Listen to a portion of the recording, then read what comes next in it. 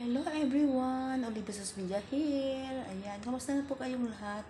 Today guys, I want to make this video hugas challenge or washing dishes challenge because we are celebrating here Ramadan. So, now I will make hugas-hugas challenge again. So, let's go guys! Turuan niyo ako! Let's go, let's go!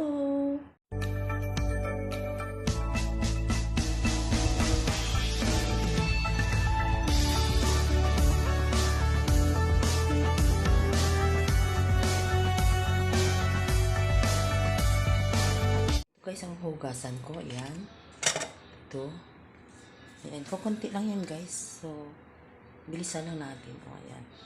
Medyo ang nahirapan ako dyan ang mga kaldero kasi medyo marumi. So, ayan. I will make a start now guys. Ayan, let's go guys.